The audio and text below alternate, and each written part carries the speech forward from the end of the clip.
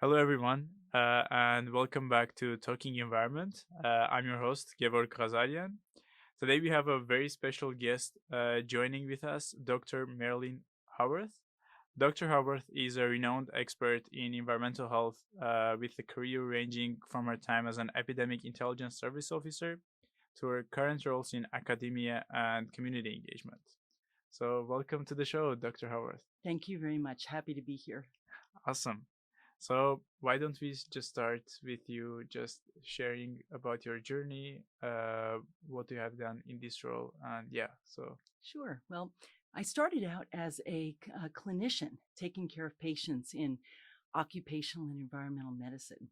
And although I loved doing that and I really enjoyed in particular, the toxicology patients, people who were exposed either at home or on their job to toxicants in our environment, I really wanted to delve into that in more detail. And so my career evolved from being largely a clinician here at Penn to really working around the engagement of communities, regulators, legislators, around policy that impacts environmental health, and really helping people to understand how they can improve their environmental health. awesome. And could you also please share what do you do now, or what is your role now? What does your day look like? Well, my day is varied. I have the privilege. I really love it of being the deputy director of the Philadelphia Regional Center for Children's Environmental Health, where we have programs that we run around environmental health topics. And also, I do the community engagement for the Center of Excellence in Environmental Toxicology, where I really tend to more engage with communities directly and also regulators, legislators, and healthcare practitioners of all kinds. So my day may involve writing a policy document or writing something about education for doctors or for community members, helping community members understand a hazardous waste site. And any and all of those things could be included. Awesome. That's great. That's great to hear. And exciting days. And so for our listeners, I would just ask you to share a little bit uh, for us to know what is environmental health. I mean, most of us can understand it. I think it's the health concerning with the environment or what are the causes from that. But I will just ask you to maybe briefly explain to us what is environmental health and why Well, should we be concerned about that. sure. As a physician, I really think about the whole person and all of the aspects of our environment that may impact them.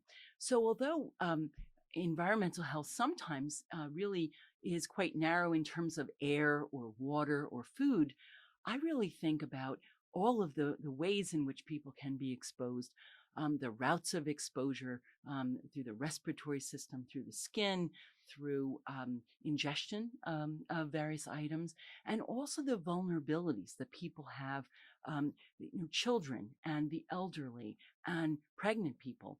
All of these are vulnerabilities that change how an individual may experience the world around them. All of those are aspects of the way I think of environmental health.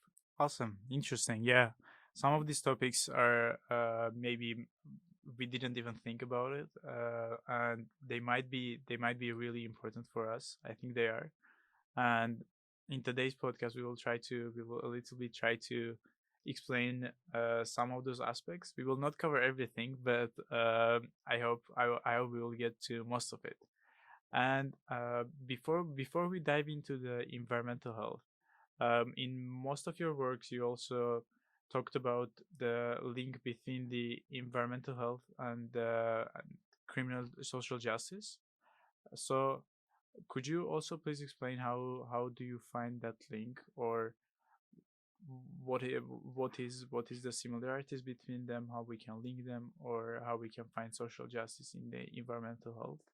Well, the environmental health of populations that have been um, subjected to structural racism is a complex mixture of various factors that serve to make their environmental health worse than really anybody else. These are overburdened populations that not only live in places where the housing has been systemically under repaired because of economic circumstances and social justice issues of redlining, but also these communities that have lacked investment, economic investment in the kinds of retail that may be available to community members, the kind of transportation issues that allow people to get to doctors, that allow them to get to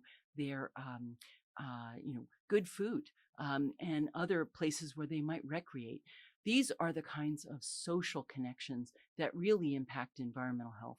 And I think sort of on top of all of that is the fact that we know that these overburdened communities from a social injustice way are also environmentally overburdened by more hazardous waste sites, more industry that pollute the air and the water and the ground. And so these populations are cumulatively more overburdened than others. Yeah, that's really important to mention. And one thing I also wanted to mention about the social justice and the rights we have concerning our environmental health. Uh, from my research, I understand that most of the concerns that come to our own environmental health are from outside sources. So it might be from fossil fuel companies or anything going in our city, in our community, and it is also our right to have a good environmental health. I don't know if it's the right way to say it, or to have the right to fight for it. Uh, and about the fight, how I mean, your work also provides a great expertise of what it is, of what we can do. But let's say just a person who hasn't been involved in this field but wants to do something about it, wants to do something about their own environmental health. Are there anything any practices, or is there anything that people can do that about their environmental health, taking into account that most of the things affecting it are from outside sources? That's such a great question. You raised a really important point here in the Commonwealth of Pennsylvania. You said that people have the right to have a clean environment, and in fact, and I'm not a lawyer, so Yeah. the lawyers listening to this will know this much better than I am. But we have a right in Pennsylvania in our Constitution, which is really, from what I understand, quite unique. I believe there's one other state somewhere out west Oh, that has this right of all of the citizens within the Commonwealth of having the right to a clean environment. I believe it's something like clean air to breathe, pure water to drink, and a good environment in which to enhance our well-being. Something like that. It's not a quote, definitely paraphrasing. But in Pennsylvania, there have been some case law that apparently has somehow limited that. But I know that there are folks that are trying to get back to the primary idea that people should have a right to an environment that is not impacting their health. And so I hope that those folks in the legal realm are more successful to actually make this happen. And I think your question really revolves around the idea that so many of the impacts to our environmental health come from these external sources that are regulated by the government, and how that individuals don't themselves have direct control over. How can we still improve our environment? And I'd like to answer that in two ways. I think that individuals should not give up their right to engage with their governments around these issues.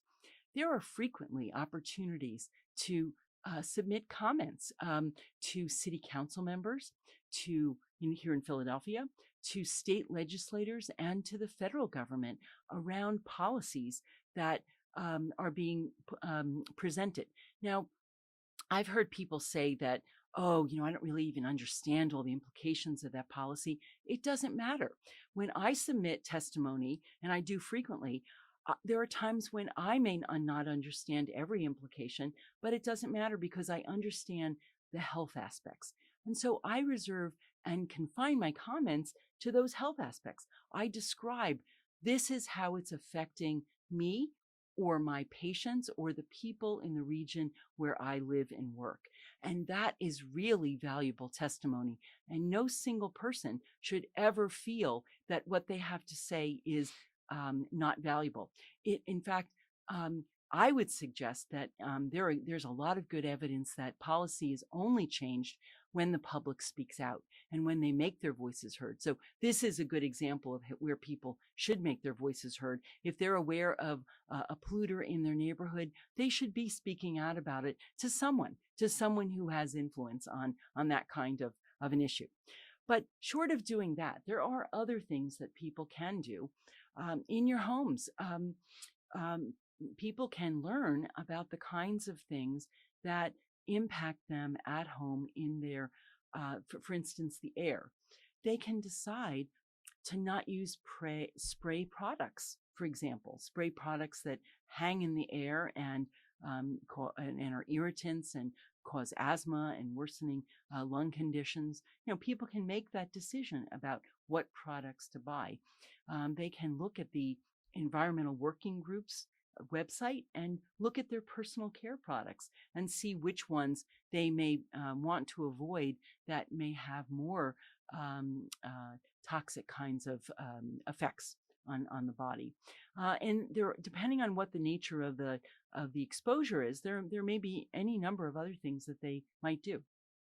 Awesome. Great answer. I mean, I should have taken notes on that. And these are all really important of the ways what we can do. Most of the times people think that there is nothing we can do. We should just live with it. We should just go with it. But there is always something that we can do. And it is greatly mentioned that even in the policies. I mean, I'm not a lawyer too. I'm not. And if when we are submitting some comments, some testimonies, it is not also we don't have to read the whole policy to know what is it about, to submit a professional comment, but it is our basic right to have what we need, and just sharing about our health and the policies that are concerning our health are really important. So a great answer, and also a great some practical daily some tips what we can do to improve our environmental health. And we have also, so we are going to make a smooth transition to the community aspect. As you said, there is it is important for us, for our communities, to fight for our environmental health, and especially in Pennsylvania, and I think everywhere else we still need to fight for it.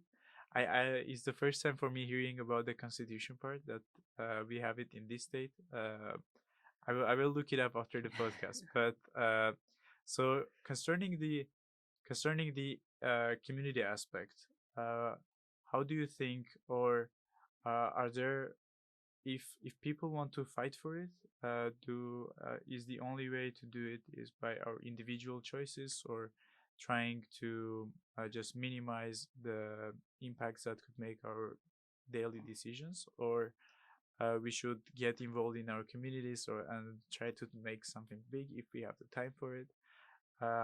What do you think about it? And you have also done a great work in the communities and community work, so I would also like to hear your opinion about it. Well, there are so many great examples in Philadelphia of the kind of collective action that groups have done to really affect change. And I've had the privilege of working with some of these groups. For example, the first one that comes to mind is Eastwick. Southwest Philadelphia is a community that really has been in great change over the last 50 years. They started out as a community that was fairly rural, believe it or not. There was no indoor plumbing. There were a lot of farms, and in the 60s there was urban renewal, where a lot of that land was and houses were knocked down for the purpose of redeveloping and putting up multi-dwelling houses, row houses. And in so doing, there also was um, uh, looking. Let me start this question Yeah, again. yeah, of Okay. course, go for it. There are so many great examples of community action in Philadelphia. The first one I'd like to talk about is Eastwick. Eastwick is in Southwest Philadelphia. Southwest Philadelphia used to be quite swampy. And in the early or the mid-century of the last century, we didn't view swamps as being very valuable land. And so Philadelphia put all its trash there. And over the years, they filled in that swamp such that it no longer was a wetland that could receive a lot of water, but instead was actually filled in by all this trash.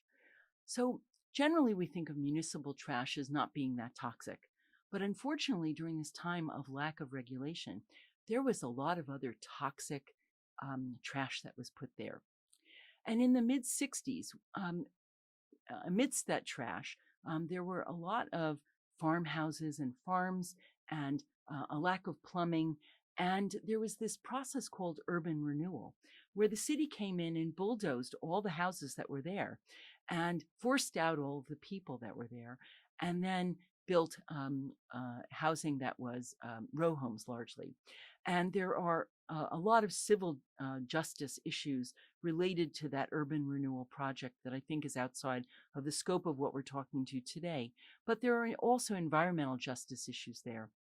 That municipal landfill that I talked about, where all the Philadelphia trash was, with a lot of other toxic trash added to it, that was pushed back, and houses, this row houses, were built on top of it. And only after years of the community bringing it to the attention of the EPA was testing done of the soil. And they found that, in fact, there were so many toxicants in the soil that it became a Superfund site.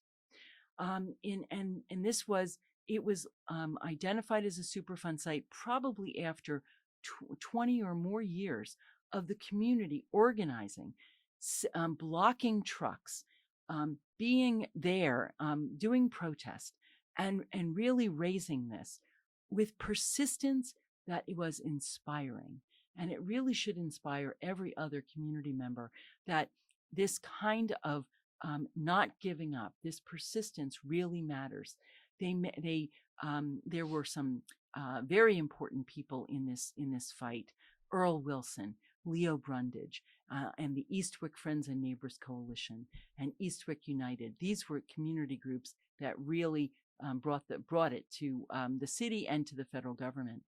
And in their fight, what ended up happening was the EPA not only accepted this as a Superfund site, but they went in and cleaned it up, and it's now mostly cleaned up. And in this process, they identified more than 150 homes with people living in them, whose front yards and backyards needed to be excavated, and that dirt literally put back up on the landfill, and clean dirt brought in to make those homes protected. So it's that kind of community organization and perseverance that sometimes is necessary to have a Superfund be identified. That's a great example. It's the first time for me hearing about it, and it was really interesting to know what kind of power we can have as a community fighting for our environmental rights, and fighting to also have a good environmental health in the case. So thank you for bringing up that example, and I think this also should empower the communities to, if there are ongoing activities that are affecting your environmental rights and the future of your community, I think it is important to get involved. Ask your family, friends, ask your family to uh, get involved, and we definitely can have power, can have a change if we work together towards that. So thank you for bringing up that example. And I've also wanted to talk about mention how governmental policies are affecting. I mean, we have talked about how they have the most, let's say, effect on our environmental health, or all the activities that are going in our community.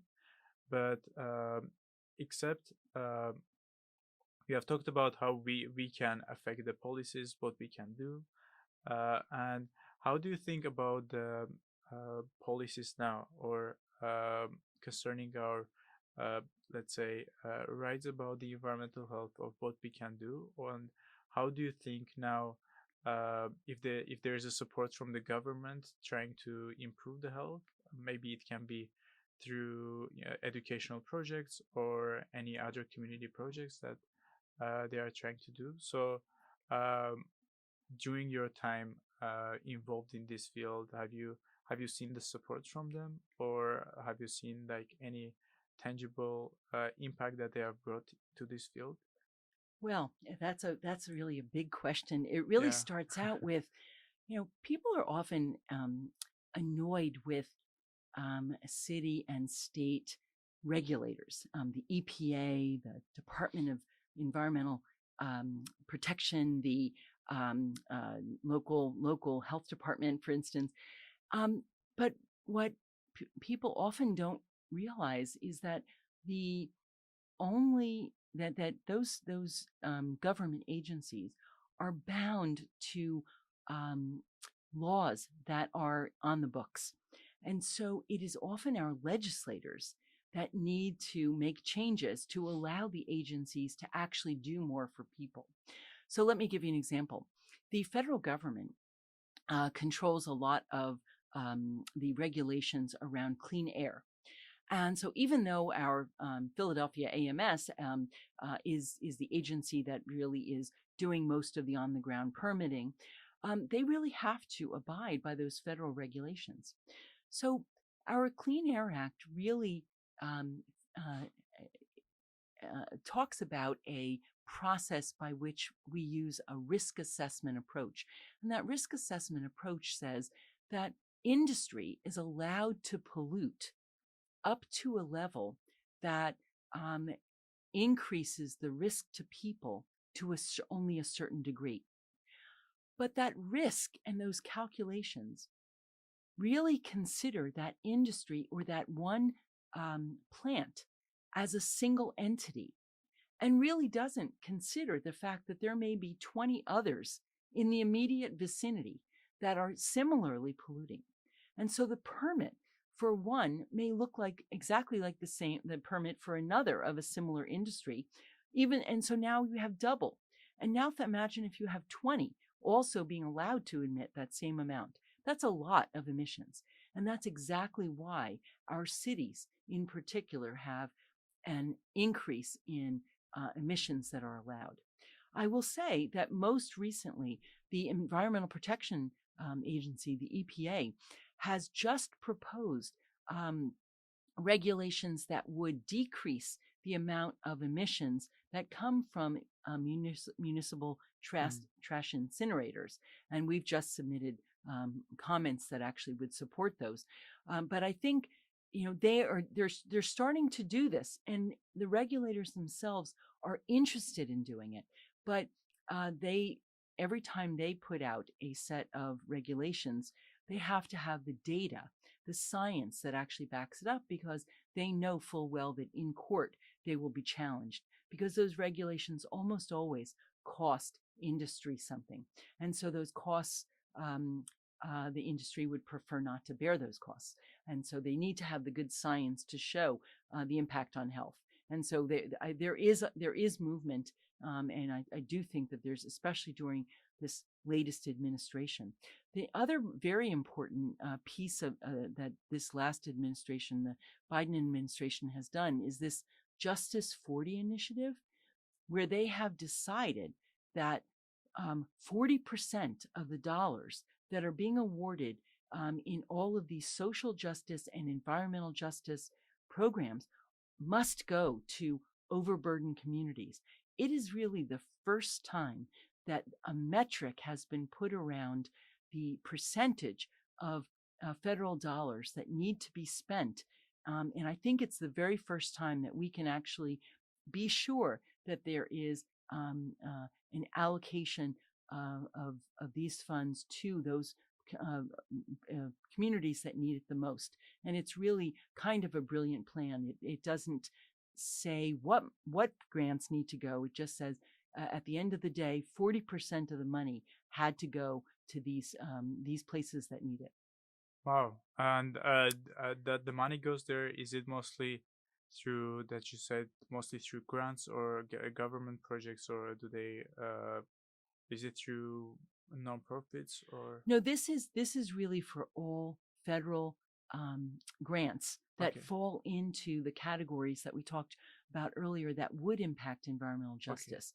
They would be environmental laws, environmental grants, transportation, housing, lead programs, water programs, everything that really has an impact, either directly or indirectly, on environmental health. Awesome. That's great to hear. And I think it is really important to especially have funding from the government to work towards these issues. And we have talked about the clean air. We recently we also had another podcast on clean air with the Clean Air Council executive director here. And if you would like to know more about what we have talked about and how it can affect our health or what we can do about it, you can also go and listen. But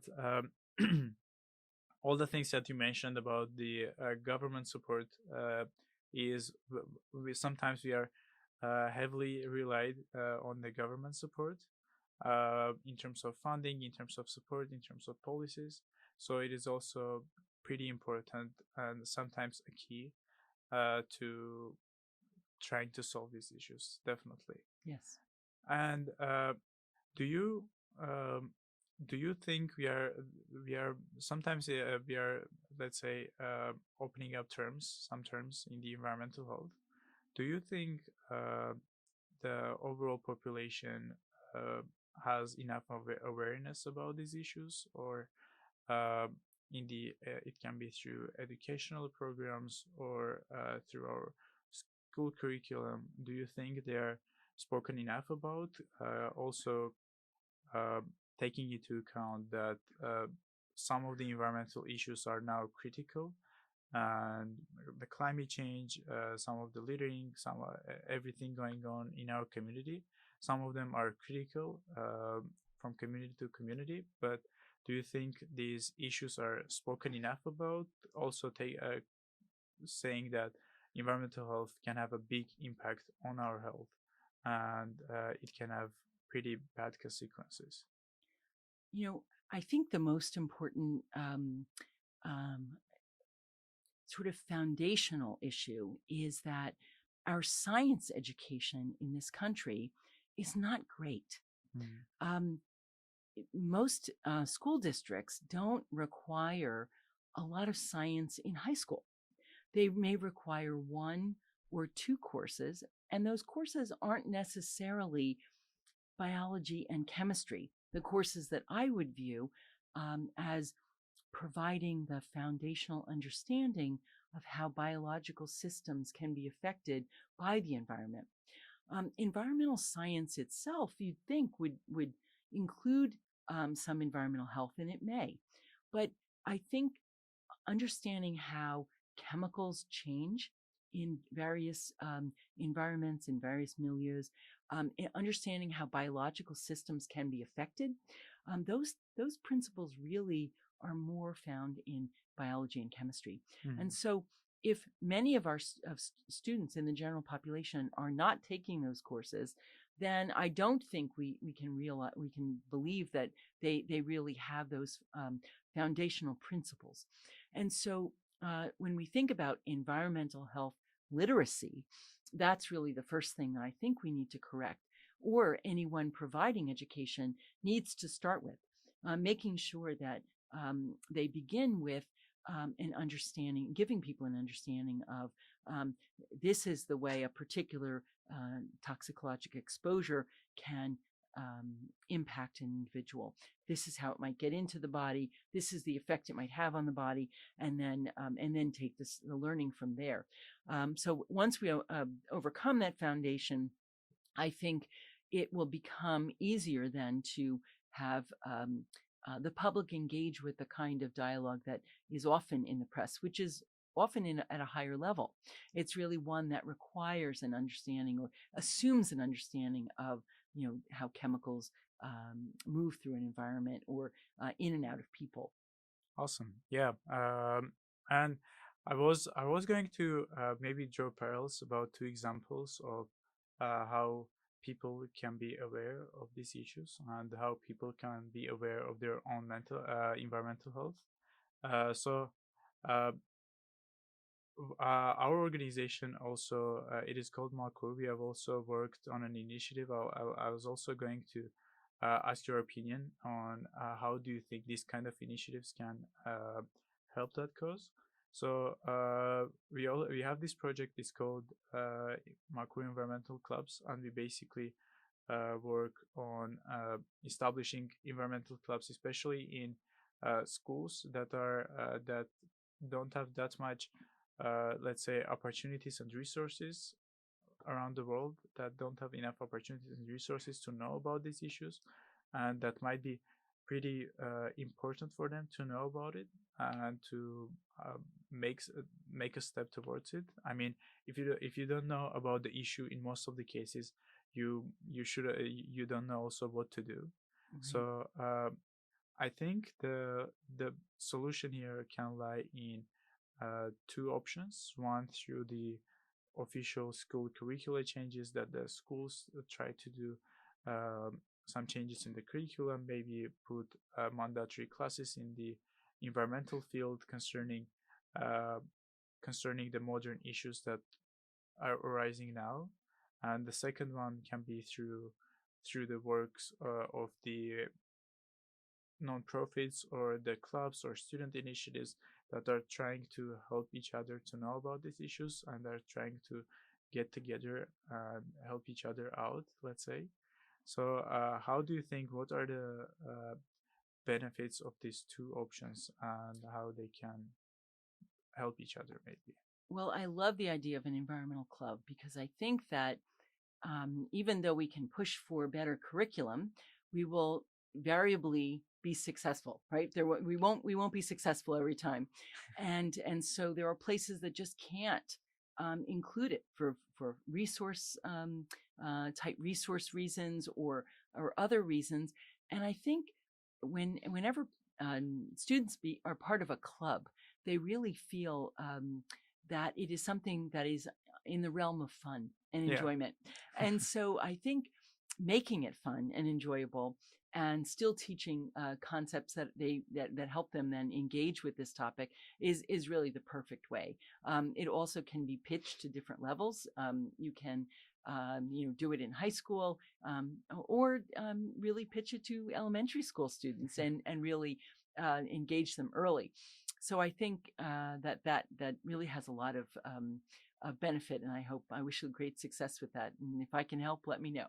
Awesome. Thank you. Yeah. I think it is also a great way to uh, I mean, I was a student a year ago, and sometimes it becomes as a student it becomes a bit uh, sometimes for the students it becomes boring to hear to all the science related topics, and these kind of clubs, these kind of initiatives, or the initiatives maybe from the teachers and the professors too, it to trying to bring some fun into it. Right. And I think it is really important, and also trying to maybe engage with the community, do some kind of events yourself, and try to understand it better. And yeah, I think it's the best way to learn about anything. I Oh, mean, uh, and most importantly here about the environmental health. we And yeah, we have so some great examples of I think of engaging with the community and getting them interested. So in Philadelphia and many industrial cities, previously industrial cities, yeah. we we see a lot of leftover chemicals in the soil, and one of those chemicals is lead. Mm, In Philadelphia, in particular, we have a lot of lead in the soil because we had we have a very old housing stock, and so all of the exterior lead paint has flaked off and literally stays in the soil because it really isn't water soluble. It doesn't really get moved away, so it really stays there. So if you have a 100-year-old house, every 7 years or 10 years, the paint flakes and you need to repaint it. So imagine every 7 years worth of paint literally crumbling in the soil and still being there. And on top of that, we have had more lead smelters in Philadelphia than any other city in the country. And lead smelters contaminated the ground immediately around them. And so we had many, and so we contaminated it that way. And then also, we have always had vehicles in Philadelphia. We've always mhm, had roads. We had the first highway in Pennsylvania. We had the first highway in the country in Pennsylvania. And so we've had a lot of vehicles. So when there was lead in the gasoline, lots of lead came out of the gasoline emissions and landed in the soil. So for many reasons, we have a lot of lead in our soil. And lead in Philadelphia is a very important environmental health topic, not so much because it's in the soil, but because we have a poor population with an aging housing stock, and that poor population is making the decision about whether they will use their money for food and medicine or repaint their homes. mm, And in every case, people will feed their family and take care of them rather than repaint their homes. And so um, we know that there's a lot of lead poisoning in children in mhm, Philadelphia. We have high rates of lead poisoning. And so we've used the soil. People are very interested in gardening. They're very interested in finding out if their soil has lead in it. So we have held events around the city um, and engaged people around soil testing. And while we're testing their soil, we talk with them about all of the other sources of lead that are, in our view, more important and more likely to impact their health, but really using that as an opportunity to engage them. And it's really worked, we think, quite well because people are often surprised about all of the sources of lead, from their lead in the solder and service lines coming into their house, lead in the paint and the dust, and how their children can be affected by it, and that they should actually have their 1 and 2-year-olds tested for lead mhm. routinely if they live in Philadelphia. In fact, that is the law. We helped to pass that law Wow. requiring 1 and 2-year-olds to get blood lead tests. Wow. Yeah, that's an interesting practical example of how it affects our health and what we need to do also. Yeah, that's great to hear. And so, before finishing up, I also wanted to hear your opinion on the future of environmental health. What do you think? What do you think it looks like? I mean, in many countries, in many places, in many cities, there are many new policies concerning this, and there is a positive shift probably to it. People are getting to be more concerned about this, trying to take some actions. What do you think the future looks like, and what we can do, maybe to help this future be better? Well, I think we have to really attack it from many different angles, and I think the education one is an important one, but but there are other things that I think we need to do.